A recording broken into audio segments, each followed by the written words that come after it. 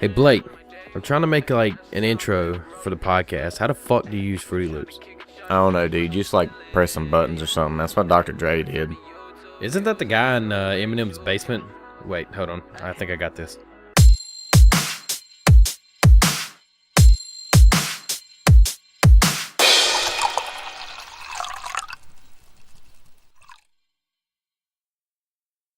Welcome to episode 1 of The Red Drink. This is just going to be kind of a starter episode. We got a good little show lined out for it. But first things first, we're going to kind of get caught up to what's been going on in our life. So, Blake, what you been up to? I've been catching up on Car Mechanic Sim, which I know you were on for a while, but I finally got it, so it's actually new to me now. Even though, how long has that game been out? Car Mechanic Simulator 18 has been out, I'd say probably about a year. Not quite a year. It's about a year. Right at you can't 6 to 8 really months. even say that it's out because they haven't added all the things that they promised when the game first came out yet. So, Oh yeah, it's just good. They have room to improve or whatever. It really did improve over the 17, I think, the one before this. Yeah, no, I don't think they made a 17. I think it was Well, see, that's what I was about to say, because I know I had 15 and I had 16, actually, in my Steam library. I have 3 different ones. I don't know which ones. Hold on. I'm actually going to look. Let's see. We got Car Mechanic Simulator 15, and I have 18. I thought I had another one. Interesting. So, yeah, I don't think they made a 17 either. Oh. Which yeah, is, I knew that it's kind of weird. I knew that there was like years skipped. Like I knew there was a 15, and then I knew there was this year. But I couldn't remember like anything beyond that. I didn't remember if there was anything beyond that. But yeah, I've been playing that, and I've kind of been missing playing PUBG. I kind of have to make a point of that because normally that's what I'm always doing. But I haven't played it in like a week, and it's kind of making me sad inside. Yeah, it's kind of been the same way for me. I actually played PUBG just a little bit ago with one of my other people that I play with. It's kind of broken right now, if I'm completely honest. They've said that they're doing updates over the next couple of days. Yeah, we'll end up talking about that here soon. Yeah, like, it's that and the new things that are coming to the game. Like, there's a whole bunch of stuff happening with it. Other than that, what have I been up to? About the same stuff. I've been playing a lot of the South Park game. We're going to talk about that later too. Other than that, switching jobs, working at Best Buy, getting more into what I'm wanting to do. It's going to be a lot more technology based, and I get those super thick discounts. Thick. So that's going to be a three huge plus. C's. With 3 C's. That's great company so far to work for. We'll really see how that goes. Anyway, I think we'll go ahead and jump into the new stuff. I know we're going to talk about the PUBG update. We've got a little bit on the South Park game that we're going to talk about. I loved it. But the big thing I want to talk about is the vaulting supposed to come to PUBG. I know it's going to be like a lot more than that. But vaulting by itself is what I'm really looking forward to, because right now you can't even hop over a 2-inch wall. I actually had issues today. I ended up getting killed because I was just trying to jump over a little like log or some bullshit, and I got caught. Well, the fact that it is like a realistic like battle royale game, like not being able to jump over a tiny wall is infuriating, and the fact that the stupid animation, like when you look at someone else trying to do it, it's like there's this little hole and they just go jumping towards it, but they just bounce off of it. Right. The worst part about it is the fact that it's in Unreal Engine. Like, there's so much you can do with that engine that I really think they haven't taken advantage of. I think they're eventually going to, and obviously it's a very successful game. They wouldn't have sold almost 8 million copies now if it wasn't. So yeah, that's always a good thing. But the new updates are going to be really cool. I like how there is room for updating, and I hope that this update doesn't break anything. I've seen a few videos. Updates always break everything. Oh yeah, I promise it'll break something. I just hope it's nothing major. Well, I was on the PlayerUnknown Battlegrounds Twitter account, and like not PlayerUnknown, but the actual Battlegrounds Twitter account, and they report like all the updates and stuff that they're gonna do, and they were like, we're for the past like 2 or 3 days, I kept seeing alerts about the servers being down, and it would always say that it was for they were implementing like not an actual update, but they were implementing small things to do a back-ended anti-cheating system, like a early detection cheating system. So it's going to be kind of like what it is. How VAC is in CS:GO. That's one of the main things they use. That's. I hope they do. It. It'd be really cool if they develop something as successful as VAC. Well, because, I get a weird feeling. I know one of the things that they're doing right now, though. One of the big things that's popped up is the speed hacks, and like that. I hate to say it, but no matter what game you have, I don't think you're ever going to completely get rid of aim bots. Like you can make it to where after a little bit, like the person gets banned, but you're never gonna have a game where you can play forever and not end up in a match with some stupid aim botter. Right. But the fact that especially if you watch streamers like Dr. Disrespect or Shroud or anybody like that, you end up seeing them probably 7 or 8 times within an hour period. Well, the other day I was watching a clip from someone, I can't remember who it was, but they had a speed hack guy, like someone who just runs super fast. Right. And really, I mean, it does give you an advantage, but at the same time, it's more just annoying because you can't really shoot while you're going full speed. So these people are normally doing this just to be trolls and just run around and fly past people.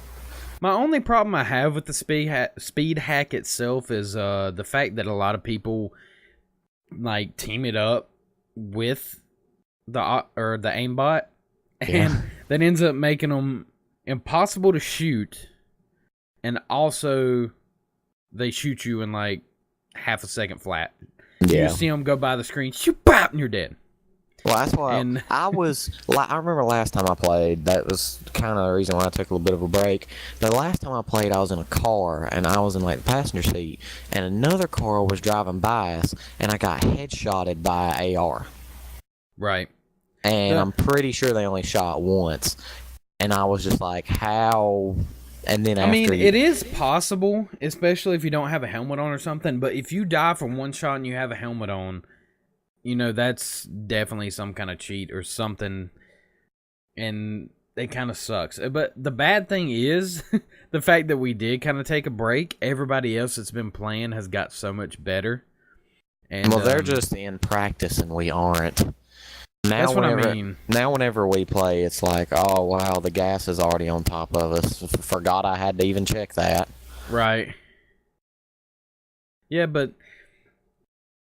that's really the big thing about me when I played today, was I felt like I was kind of superior because I guess it's just I haven't played in a week, and everybody was just dominating, man. It was insane. Everywhere we went, we actually had we were playing duos.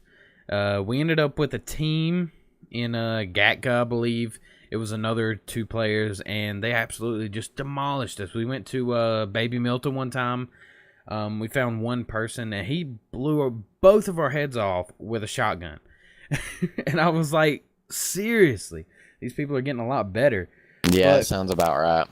It's rough. Like, the shotguns are either the best thing in the game or the worst, depending on how good you are at aiming. Yeah. And depending on if I'm not sure if they fixed it yet. They probably haven't because there's more pressing things.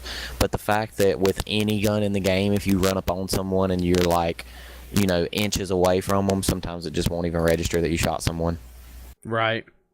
And I think the main part of this update, though, is going to be the vaulting. The vaulting is really, I'm looking forward to that because, like I said, there's been plenty of times where I've been at a disadvantage because I couldn't get over a wall, or I couldn't get over a stick or a box, or whatever it is. And I don't know if you watched the video or not, but it seems to actually be really good. It seems to be really good. I was really worried about them doing something like making it undynamic, such as like if you go to jump over a box or a wall or whatever you're jumping over, and it just does an animation to get you over the wall. Yeah, That's what I was worried about, but it like seems like the games where you do the little slide over the top of anything that is tall enough for you to slide over. right. And see, it just does an animation. There's nothing you can do about it. But it looks like in the vaulting update, what's going to happen is when you go to climb up a wall, if you get about halfway over and go, oh shit, there's somebody on the other side of this wall, you can drop back down. And I think that's going to be a really cool thing to implement, if it works, that is. And like I said, it seems to be dynamic. They say it uses kind of a random number generator sort of thing, that when you run up on a wall or a box or a car or the side of a building, whatever you're trying to climb up, it will actually go through and pretty much just tell the game what it needs to do. It tells the game, hey, this is a wall, it's this tall, he's running at this speed, how should he jump over it? And it's dynamic. Every time you do it, it's different depending on what you're jumping over, the angle you're jumping at, stuff like that. So I think that's going to be really cool. Yeah, like the one thing about PUBG that I think also makes it so great is I know there's some people out there that are like, oh my god, H1Z1, but H1Z1 is more like an arcade shooter style thing. H1Z1 is esports ready. That's what you consider an esports ready game, because it's fast paced. You don't sit there and watch 45 minutes of gameplay to see the person that wins is it's a rail shooter. Right. And the fact that the last PUBG tournament or whatever, I watched somebody almost win a game by setting out or he got second place. He was guaranteed second place because there was 2 people alive. He was at the top of the map in the gas, and the other guy was in the circle. But the guy was guaranteed second place, runner-up, if he just sat in the gas and healed himself until he died. That's all he had to do, and I really hate that was the way the game ended. Yeah, like, in a normal game, that's not so bad because you're like, in the end, it doesn't really affect, like, my chances of winning. But then in, like, an esports, like, right, in esports, like, it's horrible. It was a $200,000 tournament. That's $200,000 on the line, and you're going to tell me it comes down to someone sitting in the danger zone and just, putting down first aid kits? Yeah. That's not something that needs to happen. Like, those people, I really think next time they should at least write in the rule books something saying, hey, you can't do that. You do that, you get disqualified. I don't really know if that's a good way to go about it or not, but I think that's something that should happen. Yeah, they could implement something like that, because, I mean, it's kind of like CSGO and stuff. Like, you see the way that people play CSGO. I mean, CSGO is a very basic game as far as, like, the way it's played. Yeah. But everyone that plays it, like, they do the same exact things. And it was the best esports game for a lot. Well, some say it still is. But it's one of the best esports games ever. For the reason of how exciting it is. As far as a spectator video game, I think the CSGO's definitely, like, top of the line there. H1Z1's got to be second. I'm talking shooters here, I'm not talking about just in general. The Koreans will get mad if you don't say StarCraft. StarCraft is the best game in the world, But no, as far as spectator, CSGO is probably my go-to. Even though I don't play it, I love to watch it. I love to watch the esports stuff and, just pick a team to pull for. It's really fun.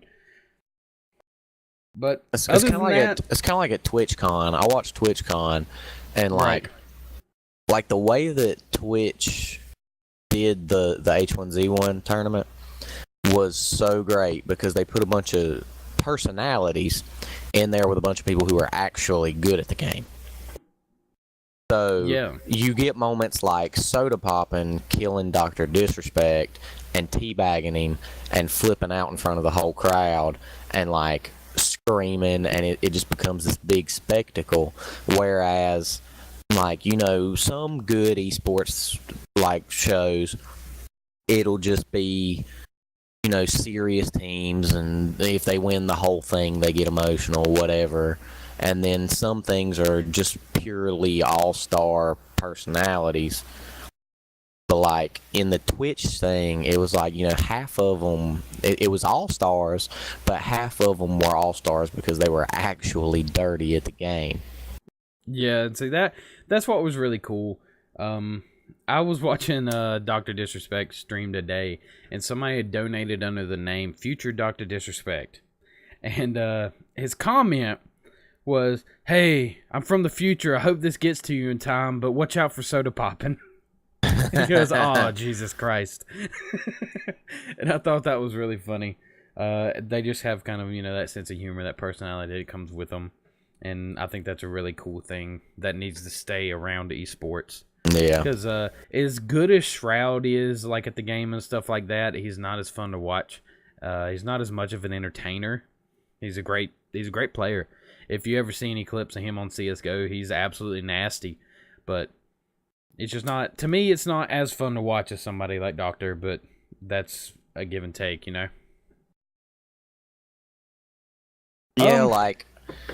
I don't know. The direction that esports and stuff's going is very streamer centric right now. And well, because that's the big way to get, everything out now. That's what everybody's watching. It's also because it all started from when esports first became a thing, and there were a few really big personalities, like the way with what happened with Optic. Like Hutch was originally an Optic and stuff, and like a couple of other guys that their names are gonna escape me, and I'm gonna feel stupid later. But like a bunch of the guys that are now called the old men of Optic, like they went on to be big personalities beyond just video game players. Right. And then that kind of opened the door for like, more personalities. And then when Twitch came around, it was just a matter of time before it became celebrities playing video games, pretty much. Well, that's pretty much what's ended up happening. Yeah, sometimes literally when you talk about guys like Rampage Jackson. Yeah.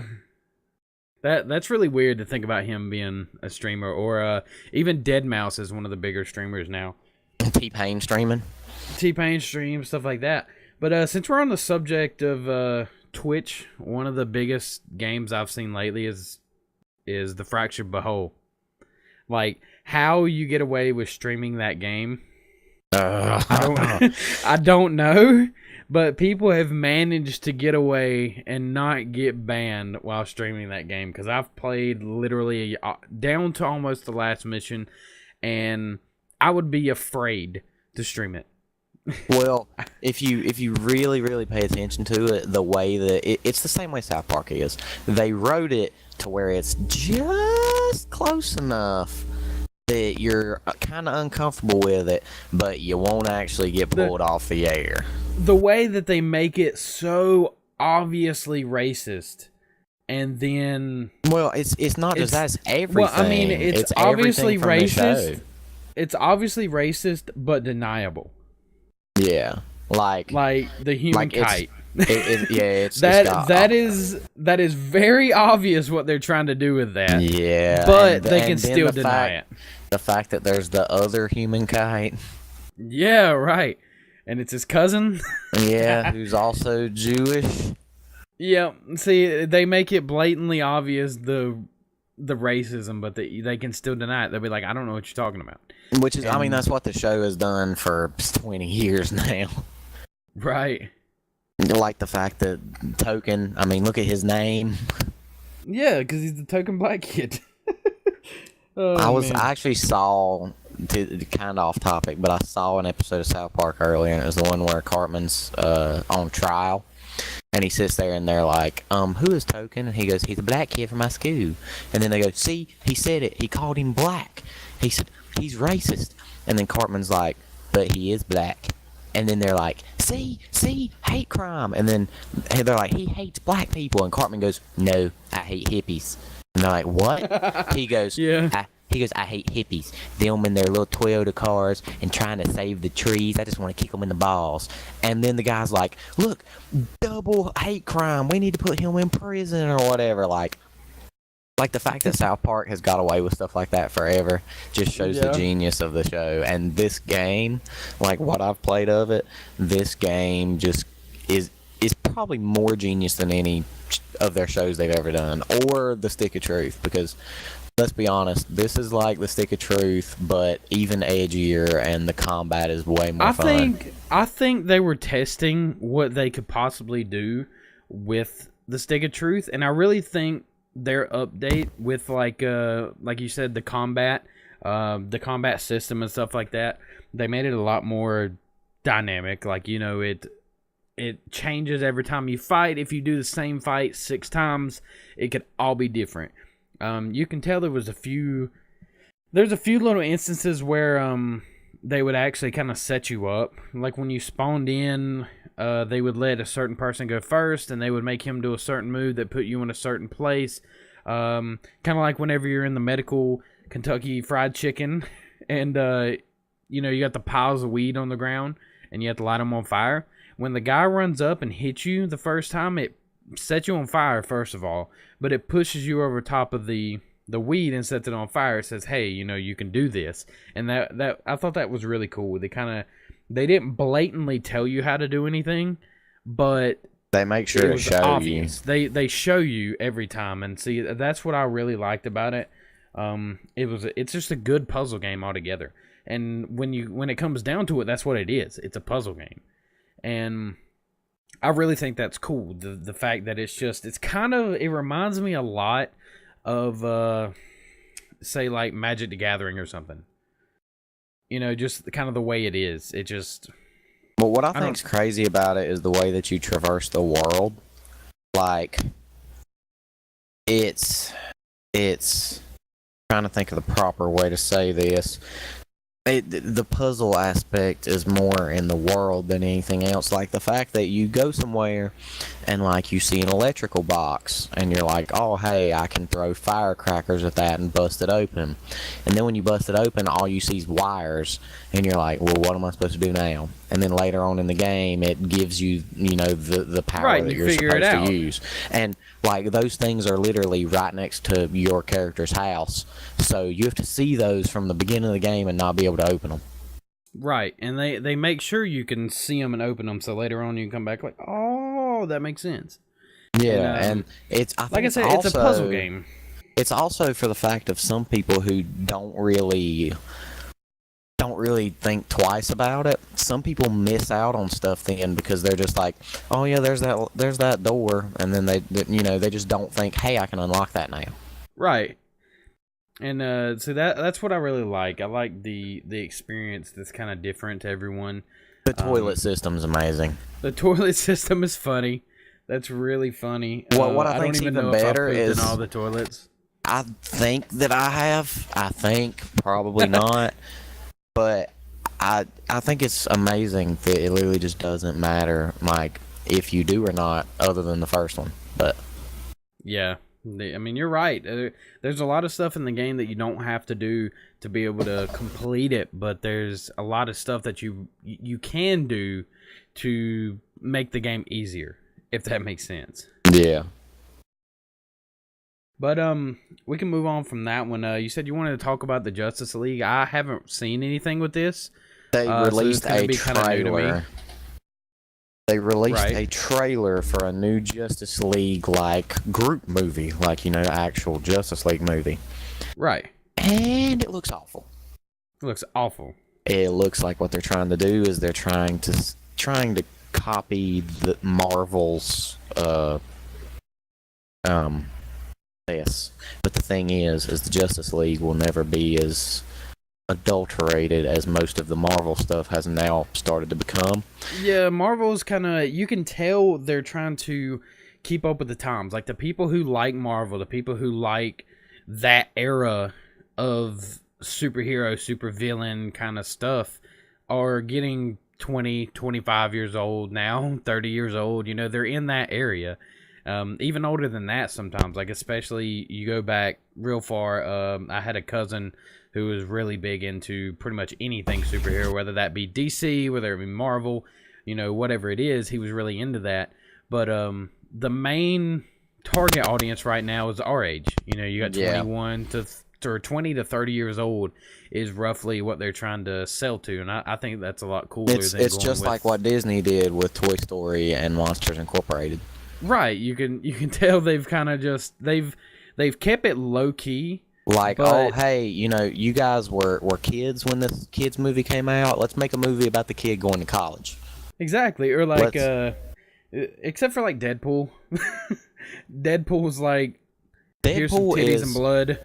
Deadpool is doing what Deadpool was actually meant to do as a comic, and Right. So was Logan, because Logan and Deadpool were both very adult comics, but then because comics and stuff like superheroes were only seen as like PG rated on like movies and stuff, people, I guess it was kind of a stigma. They thought that they couldn't do it.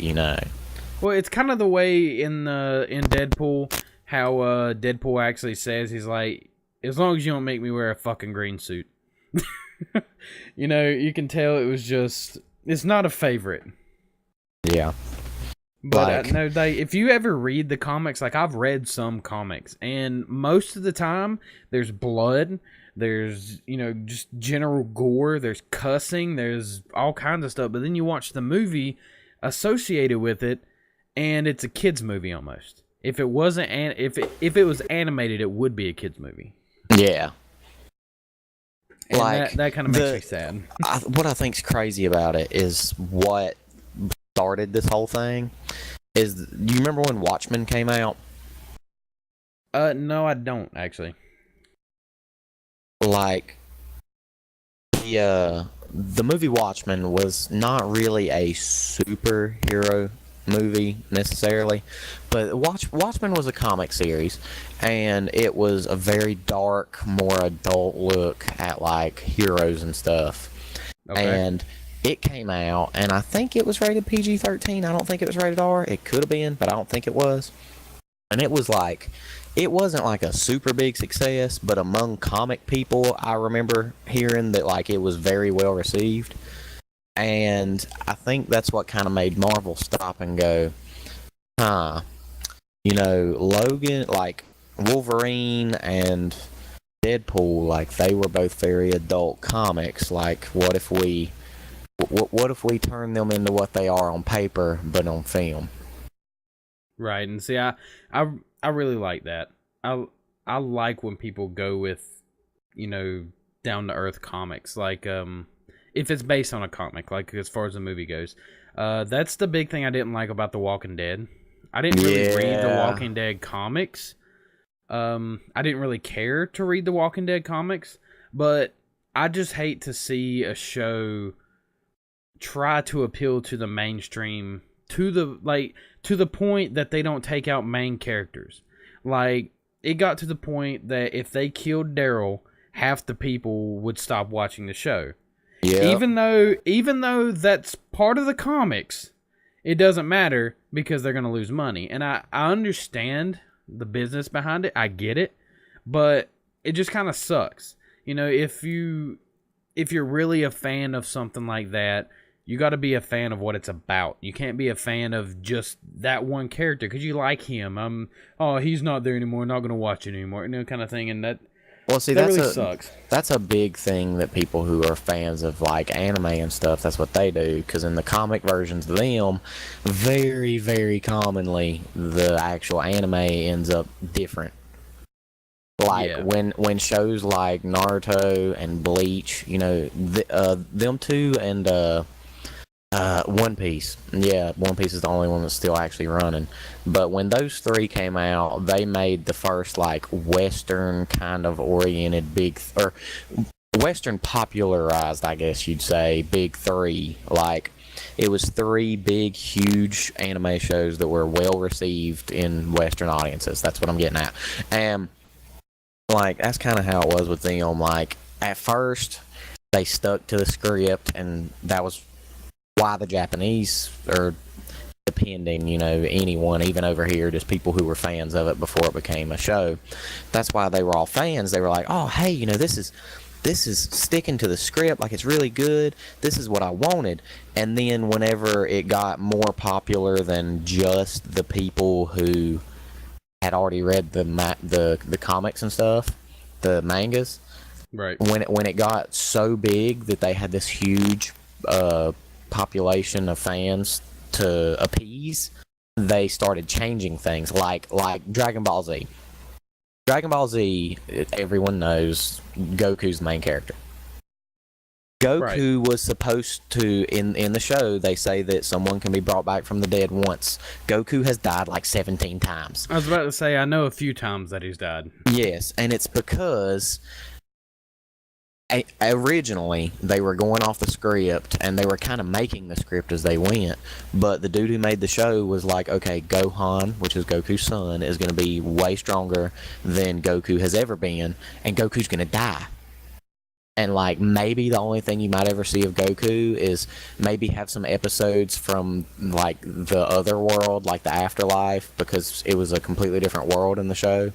It was like, maybe show him in the afterlife, like watching Gohan or something. And then they kill Goku off, and he's gone for like 4 episodes. And the creator has openly said, he's like, I didn't want to bring him back, but the fans made me. See, I hate that. I wish it would stick more to it. The fans should really, take just let it play out and be okay with it. Because the thing is, the world is full of heartbreak. Okay. Yep, the hero ain't necessarily gonna win every time, and sometimes the hero ain't who you think it is. Well, see, that's the thing. I really think that if, say, for example, if Goku would die and Gohan would be the actual hero, that I feel like that would give the show more life, if that makes sense. You're basically starting the show over again from a new script. It's a new character. It's a new everything. It brings new life to it. And if you want something to stay alive, you have to essentially completely change it. Well, see, that is now what they've done with bringing in the Dragon Ball Super show, because Dragon Ball Super isn't actually one storyline like all the other Dragon Balls have been. It's a collection of different, like, side story arcs.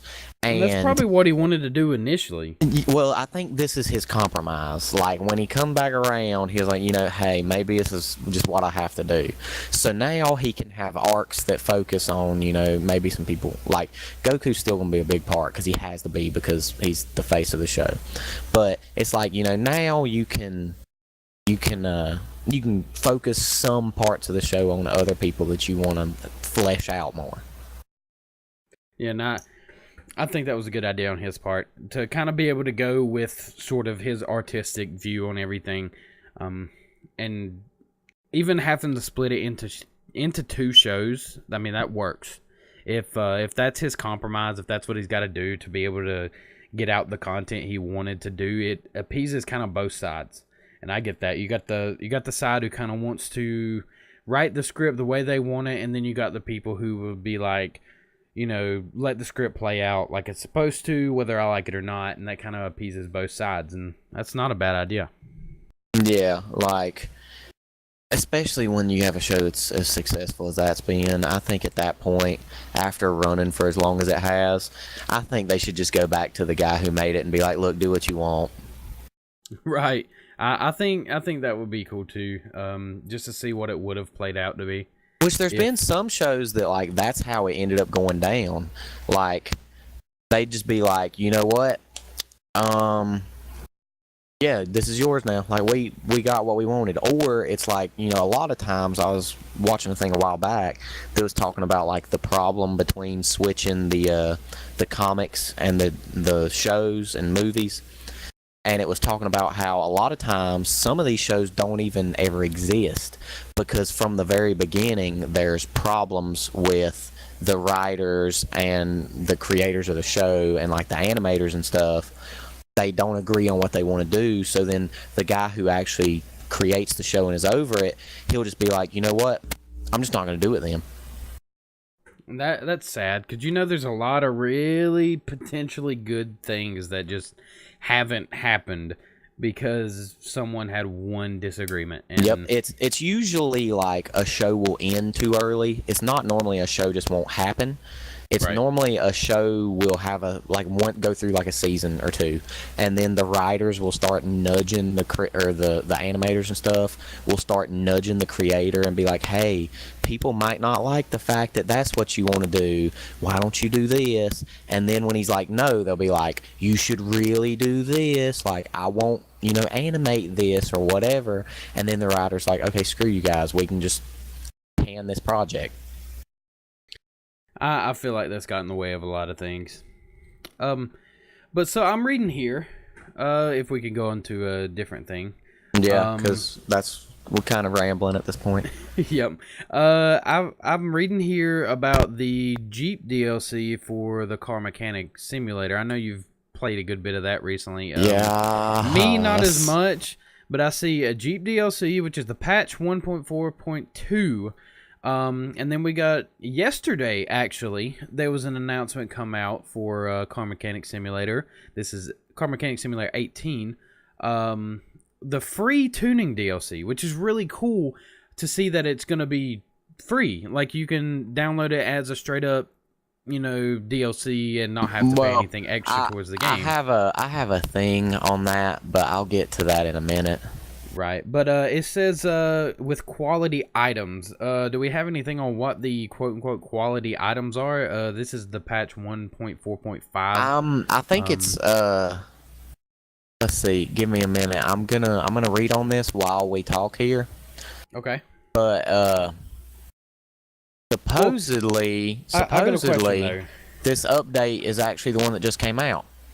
Okay, so it's already come out. Like, is this what I downloaded last night?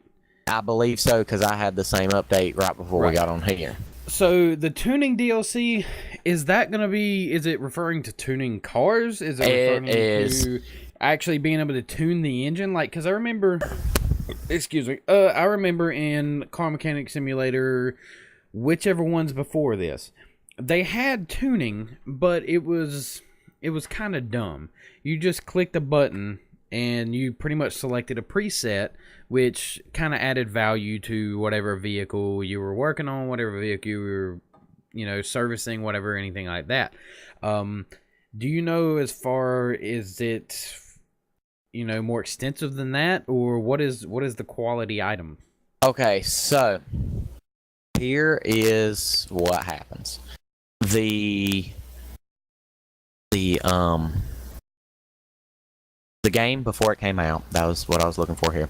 They already had actually screenshots that showed a body and mechanical tuning place, like shop in your garage.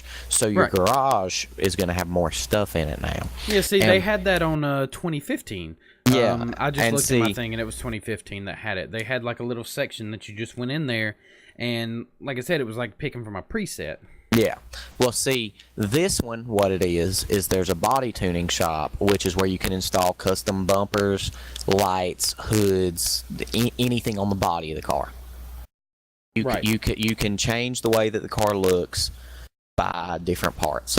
And then there's the mechanical tuning shop, which is where you install parts into the engine to make it have better performance, i.e., I'm not sure. I really hope it is. I'm sure at some point, if it isn't already there, they'll add it. But hopefully that means like being able to change whether your engine is forced induction, maybe, or something like that. Like, if your engine doesn't already have a supercharger, maybe you can put one. If it doesn't have a turbo, maybe you can put one.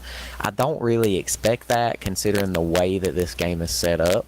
I figure it's going to be, you can just put higher performance versions of those parts. But one of the things about getting those parts is the cases. What it is, and you get a dyno. You get a dyno so you can check the power of your car after you mess with it. That sounds like just the update that they had in the Car Mechanic Simulator 2015. I really want to see what that's all about. I would like to hop on even later tonight and check that out. Yeah, I'm definitely going to check it out when we get done with this, because I didn't know it was actually out. We can definitely see kind of, if it's going to be any better, if they've improved, because from what I can tell, I don't even think they released the 2016. I have the 2014 and the 2015. I don't remember a 16 or 17, which they might have released one. I don't that I believe they just didn't did. buy. But from the 2015 to the 2018, I can see a huge improvement. I mean, even just the way the game looks, the way the game runs, the way it feels, I can see a huge improvement in that. So that's really cool. Yeah, and like, so the cases that it was talking about with quality items, the Right. quality items are, it raises your car's value if it's a quality part, and then if Okay. it's a tuning part, it will give the car more power. Oh, so it's gonna add kind of if you ever play Stardew Valley, it has like the different quality crops, stuff like that. Yes, and we So will it's just get gonna be to different. we will get to a little bit of stuff involving Stardew Valley Right. later. But so anyway, the quality parts will, or the cases, you will have a 40% chance to receive a case after completing an order. So it's kind of like when you complete an order and get one of the barn things, the barn location. Yep. Right. You get the little map with the barn location on it. So it's gonna be kind of like that, but you're gonna get a quality part. And according to the release, what it has done is when you go to your computer or your tablet, you know how it had the rims and all that stuff. Now there is now a tuning shop and a body tuning shop on there. And from what I'm seeing from the pictures, it's showing like it's one of the little crappy like two-door little like almost AMC Gremlin looking cars, you know? Yeah. And they have put a hood scoop on it. Oh God! So it's gonna be like tuners. Is what you're saying. There's a hood scoop put on it. There's huge wheels, which you could already do, but I believe it has a different front bumper on it and a different grille. And it's just like, it's obviously, not the car that's in the game right now. Right. But so what they said is next goal is implementing the Steam Workshop and adding more items to the tuning DLC. And it says so in other words, the Steam Workshop, are they going to let people like create mods and stuff like that for it? Well, there's already people doing that, and they've said it's okay. It's just not on the Steam Workshop. It's just not Workshop supported. It'd be a lot better to be Workshop supported, because then they'll probably work. Yep. That's the big thing about that, and seeing that we narrowly avoided paid mods. Yep. That was really good, and I hope the Workshop does come to it. That'd be really awesome, because that, for me, even for the Ultimate Battle Simulator, the Ultimate Epic Battle Simulator, sorry, the fact that Workshop come to that, it reintroduced that game to me, so I really hope they do something like that. Yeah, like, the game has potential. It's the same as PUBG. It's an amazing idea, and I think it's of all the like car editing things, I think that this is the one that has the potential to do the best. Yeah, and it actually works because the engine's good. Yeah. The way they implement stuff into the game, it's not quite completely accurate, but you really don't want it to be. They were kind of, I don't really understand. I've not researched like the release of the game, but the game was released, not finished, obviously. Yeah. But I saw a comment on the Steam reviews for the tuning DLC, and it's pretty accurate, to be honest with you. It says Red Dot is basically treating this game update-wise the same way that Studio Wildcard did Ark. Okay. Because Ark, or for that matter, even you could say Minecraft, it came out, there was nothing. It was a shell of a game, and then slowly it was fleshed out and turned into this complete, beautiful game. Right, and that's usually what games do now. Because early access, early access has brought my favorite games to me, one of which I will talk about in a couple minutes. But games like Astroneer and like... Yeah, the love-hate relationship I have with early access is unbelievable. The hate aspect of it comes in when people release a game and then they never update it. They never touch it, and they just leave it broken. They came in, they made their money, they left. But you got early access games like PUBG. Granted, it's a little bit broken and there's a lot of updates and stuff like that they've done that ruin the game, and then they fix them and then everything like that. But they're trying. They're doing something other than sitting there, grabbing their money, and leaving. The 7 million copies to the developers, that's a lot of money to work with. You know, you can either release a game fully done on like $100,000 budget, or you can release it 75% done, make $1 million, and then make it $1 million game. You know, you could do one of the two. You're not gonna see the best out of it when it first comes out, but if you give it a chance, like PUBG, I think in a year's time, if they haven't fucked up and made the game irrelevant, and did like the culling did, and do like the culling did, if they don't do that, in a year's time, PUBG will be fantastic. Anyone who liked the culling, I'm sorry, but it turned into trash. It did turn into trash. When I first played that game, it was the greatest, like, semi-battle royale style thing I'd ever done. And then they made it to where only a few weapons were OP, and if you didn't have them, you were screwed. Right. Well, before we move into our kind of old shit segment, where we go on and talk about just kind of old games or really anything that's not relevant to today, I just read something that happened a few days ago that involves PUBG. It says PUBG faces a China ban for deviating from socialist core values. I'm getting this from PCGamer.com. I just kind of wanted to see if there was anything relevant on here. It's saying that PlayerUnknown's aims to roll out its long-awaited vaulting and climbing mechanics in this week on a test server. It says the online battle royale game can face being banned entirely from China, and that's apparently where most of their players come from, is from China. That's where most of the fan base is. That's where most of their traffic comes from. You ever played on the Asian servers?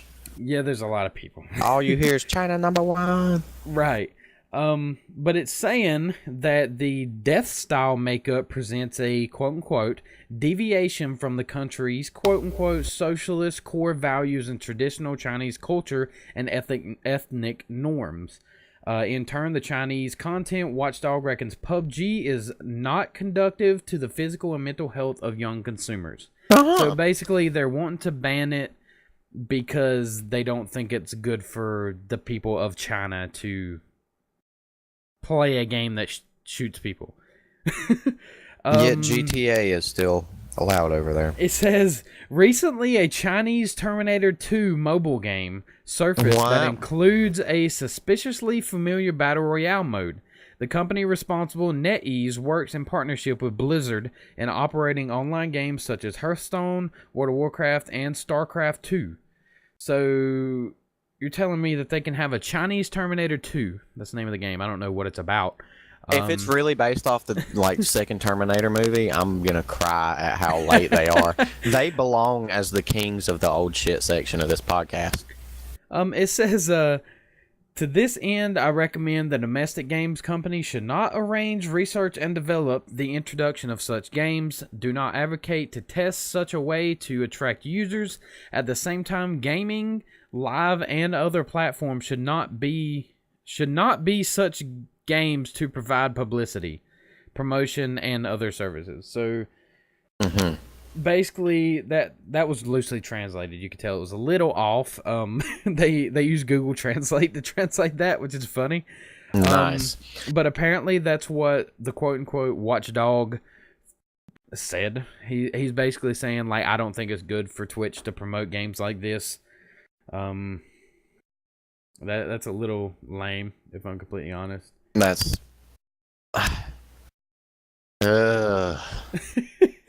It's funny. I like that. That's funny. One more thing before we move on to the old shit. I just really wanted to touch on the new Razer phone, which I don't know if you've seen anything on it yet, Blake. But it's on paper.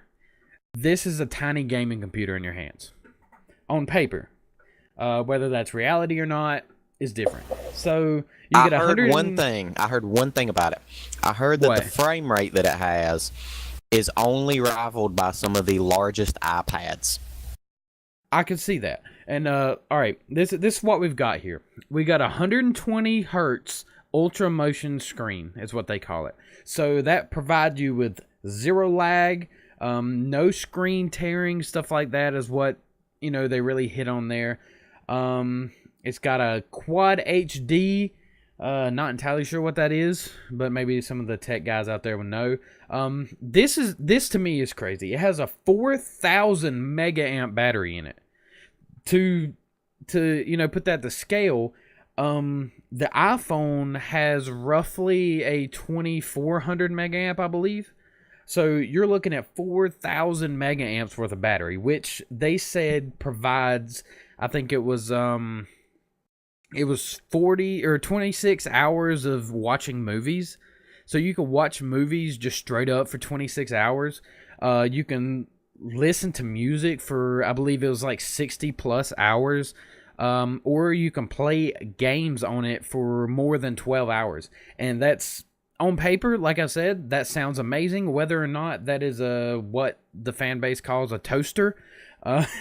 Where it gets, really, really, really hot when you play on it, or if it fucking explodes in your hands. Yeah, that's what I worry, because my iPhone, if I play music on it for too long, I feel like I have molten lava in my hand. Right, and you're working with half the mega amps. They say that it doesn't. They say, like I said, on paper, this is an amazing That phone. one Motorola phone also wasn't supposed to explode, but right, or wasn't it Samsung, or was it? Was it? I think it was Samsung. I think it was the Note. I can't remember. Yeah, it was a Galaxy phone. Yeah, it was a Samsung Galaxy. It was okay. But it's got two front-facing speakers, which certified by THX. You remember the when you turn on movies? Yeah. It says it's got dual amplifiers, so it's kind of like the Bose stereo systems you have in your car. They each have an amplifier for the speakers themselves. Damn, son, where'd you find this? Right. Actually. Damn, son, where'd you find this? Anyway, it's got 8 gigabytes of RAM. 8 gigabytes of RAM. The typical iPhone's got about 2. It's actually equivalent to the MacBook Pro. If anybody knows anything about the MacBook Pro, the MacBook Pro is actually a pretty tough machine. It's fast, but it's not for gaming. People that game on Macs and say they have a gaming laptop are stupid. It'll do it, but it's going to play low-end stuff. But anyway, the 8 gigabytes of RAM in a phone, first of all, it's insane. It's DDR4, obviously, whatever version of DDR4 they use for a phone. And it's got a Snapdragon 835 processor, which is supposed to be one of the best processors you can get in a phone right now. You know what's great about that? What? It's got DDR4 RAM, and they released it at this certain point in time where DDR5 will be coming out before too awful long. So, well, I mean, you already have DDR5 video memory. Well, yeah, but so now what they can do is when this is a success, they can turn around and make the next one with DDR5, and even if it is not actually much better than this one, they can market it as, this has DDR5 RAM. All the tech guys will love this. You're right, but I'm actually getting to something that surprised me a little bit, but it'll be the last thing I'll talk about. Anyway, it's got a 12 megapixel camera. It's got 2 telephoto lenses. And basically what that is supposed to do is it basically takes 2 pictures from very, very, very slightly different angles, analyzes the 2 pictures, and picks the best one for you. So it basically makes sure you get the best picture every single time. And that's pretty cool. It also, in some cases, is layer the pictures on top of each other to provide it. It's really, advanced as far as a camera is on a cell phone. It's got dual tone flash, so like if you look on the back of your iPhone, you can actually see in the flash you got a little bit of a yellow part and a little bit of like a white part. It's got stuff like that. 64 gigabyte of space on it. It does come with an SD slot, so if you want to add more space, you can. It's got a front-facing camera if you take selfies, I guess. It's roughly the weight and size of an iPhone 8 Plus. So it's kind of big, but, you know, it's lightweight. The iPhone 8 doesn't weigh a ton, and especially for what it has in it. It's got aluminum body, so that might help with the temperature a little bit, unless you put it in a case, which most people obviously are going to. But here's the big part that I was actually surprised at. How much do you think the phone cost? If this was an iPhone with these specs, I'm gonna tell you what I think it would be. If this was an iPhone with these specs, that would cost about $1,400. Right. This phone is $700. That is $700, cheaper. which That is it's a lot cheaper than I thought it was going to be. That's cheaper than when I bought my iPhone 5S. Right, and I thought it was going to be a lot more expensive than that. If I'm honest with you, I thought it was going to be stupid expensive, like $1,300, $1,500 at least. But they announced it $700, which is expensive, obviously. But if you're looking for something like it provides, that's not a bad deal for what it is. If you want something that's going to be essentially a gaming phone, is what I guess you could call it. It'd be the first one ever, because Razer actually invented the gaming mouse. I don't know if you knew that, but like the gaming mouse, the very first one that ever existed was Razer. And I give them props. They innovate, they create, they invent, and that's really cool. But the phone itself, we'll see. That's my final verdict on it. We'll see. Whether the battery turns your hands into toast or not, we'll see. And I have fairly low expectations, if I'm honest, but that's just because I've seen what comes out in the past. Razer's typically really good about making good products, so we'll see. That's all I got to say about it. That's pretty much how I keep myself reserved on everything now. I just keep it to we'll see if that happens or not. Right. We got a few more minutes. Did you want to hit up some Stardew Valley? You said you got something to say about that? Yeah, so for some old shit that I used to be into, I'm kind of getting back in. I replayed Stardew Valley a little while back. It hasn't been super recent, but last time I played it was like a week ago. I played it for like 2 hours or something like that. And last time when I first played it, I binged it for like 2 weeks straight. If you've never played it, it is a grown-up Animal Crossing. Well, I'll tell you what I really love about it. This is what I love about that game.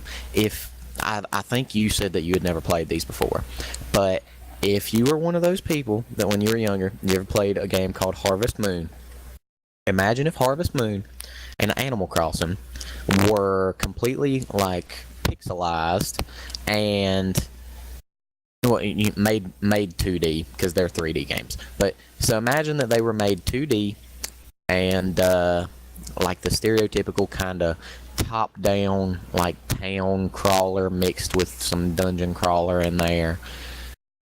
The dungeon crawling aspect is cool. Yeah, that's what you get, because a lot of people see Animal Crossing, but the thing about that is Animal Crossing was just a game where you open it up, it's a certain time of day, and you do events and get cool stuff, whatever. But Harvest Moon was you had a farm, which, check. You could, like, get married and stuff, which, check. You had a whole bunch of actually interesting personalities in the town, check. You started out with nothing, check. Like, you see the trend here. The good story. The good thing about the game is there's a good story behind it.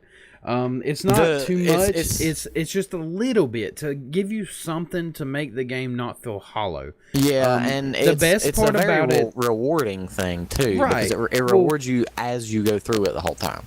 Right, and they do offer a ton of, if you're into that kind of thing, which I am, they offer a ton of tasteful mods for it that aren't cheating, if that makes sense. They do have your typical cheater mods, stuff like that, but there's a big modding community around it, which you wouldn't really think there would be. But Nexus has got like a ton of stuff, just as far as, I mean, even just replacing skins. Like you have a dog or a cat on there and it replaces the skin of the cat. You know, it's just little tasteful mods like that I really like, which I didn't expect it to have. But my favorite part of the game is the fact, you get your little backstory, and it's not really spoilers or whatever, but I guess it's what your grandpa or is it your dad? I think it was Grandpa. I believe it's your grandpa gives you a farm. I'm not gonna say exactly why he gives you a farm, but he gives you a farm. And when you get there, there's a tombstone that says, "Wait for the third summer when I return," and that kind of makes you wonder. That's all it says. That's all it gives you, but it gives you kind of an ongoing storyline from the very beginning. It gives you something to look for. Right, it gives you something to look for, and I'm pretty sure there's notes and stuff you find occasionally. Well, that, and there's also the little town hall thing. It's like the town hall thing. It's like a community center that's decrepit, and it's got a meaning behind it, because what it is it's pretty much like a supermarket comes to town, and which I did finish, by the way. Yeah, but so the supermarket comes to town. It's like, oh, the supermarket's ruining all these little farms and stuff because stereotypical things, and all of this junk. And it's like, oh, we need to keep our town as our town, so we need to fight against this, and we need to rebuild the glory that was what the town used to be before it was here. So you bring all these items that can only be found at certain times of the year and stuff, and some of them you have to grow, other ones you have to make, but it requires a lot of work to get all of them, and some of them are super hard to get. Yeah. So if you were worrying about running out of stuff, you're not. And there's replayability because there's different home maps that you can start the game with. There's different stuff like that. Another really cool thing about it that I really liked was the fact that, say, if you go fishing, different fish bite at different times. Different fish bite when it's raining.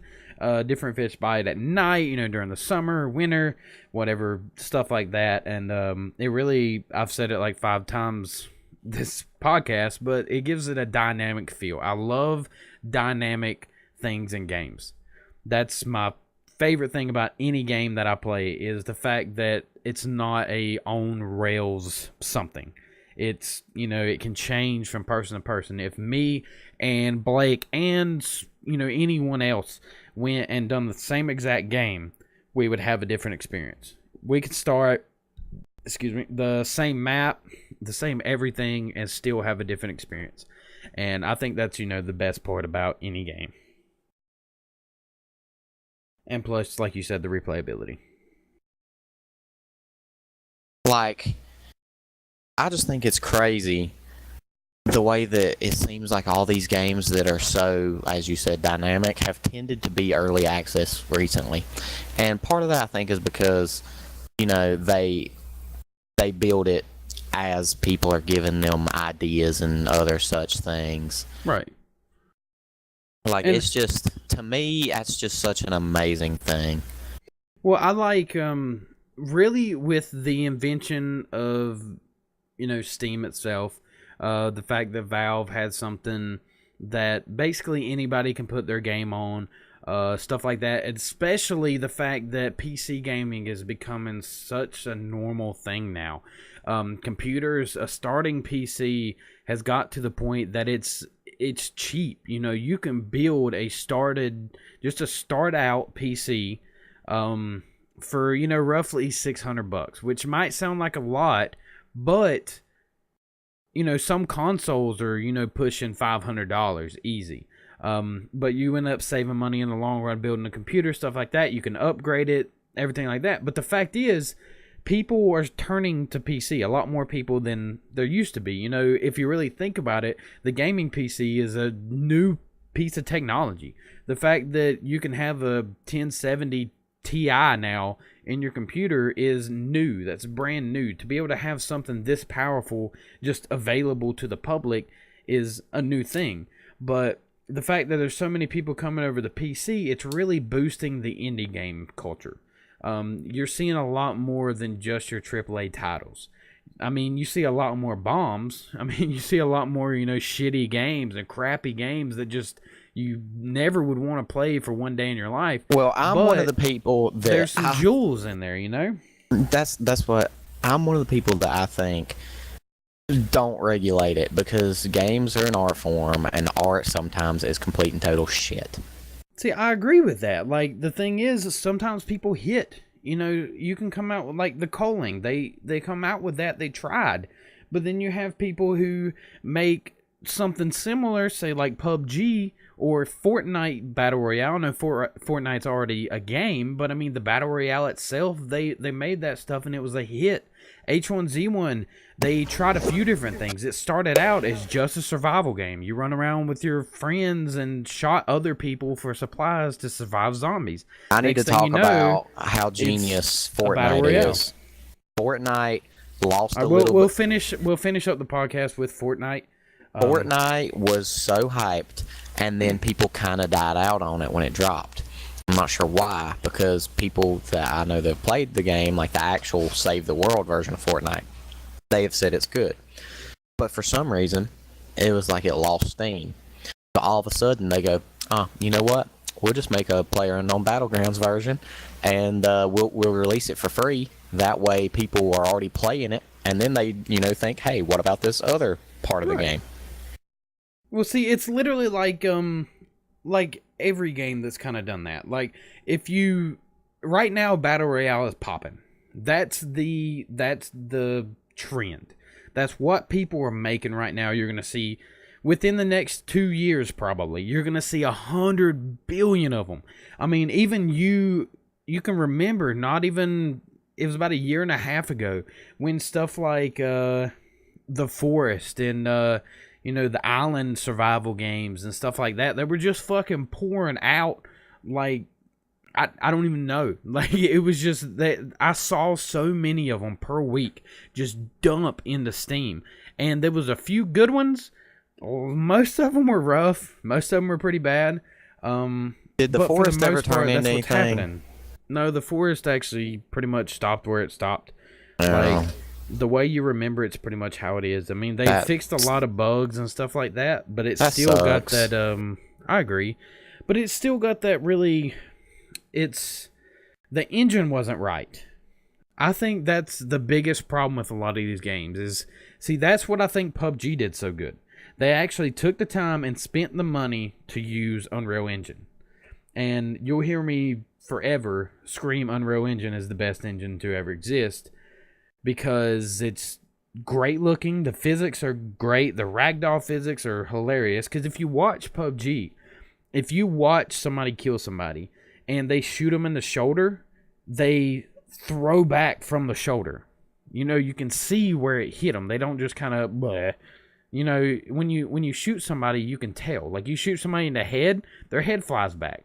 And I just think that's a huge part of any game like that. And that's where I think the Forest got it wrong. You just kind of felt disconnected. Like, even when hitting a rock against a tree, you didn't feel like you were hitting that rock against the tree. And sometimes you had to position yourself for it to recognize that you were trying to hit the tree. And, just the hitboxes, stuff like that, the way your character moved, I think that's really what done that game in. Yeah.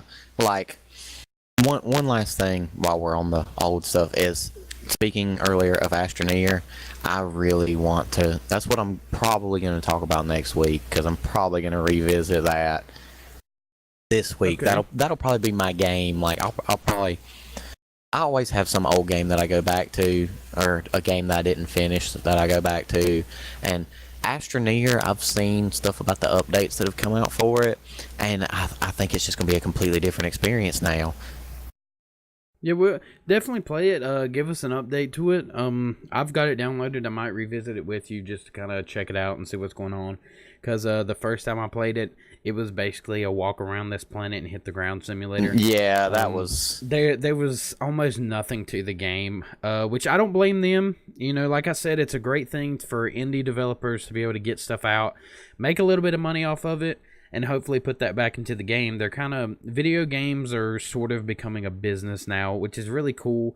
You might think that in America itself, that jobs are kind of leaving, but I don't think people are looking in the right place.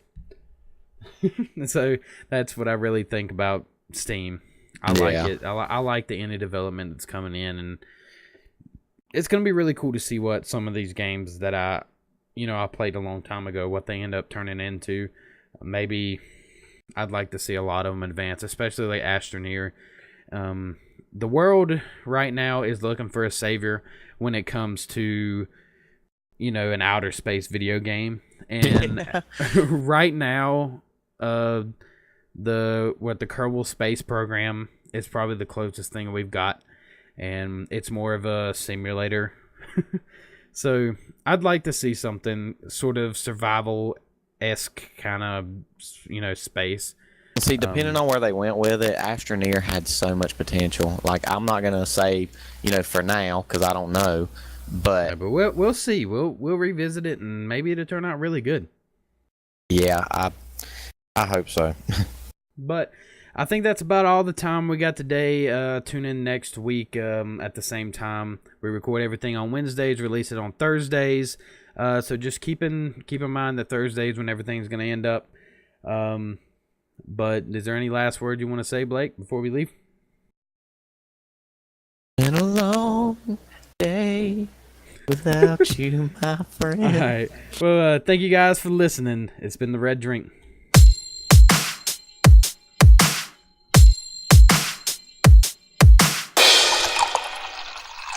Bye, have a great time.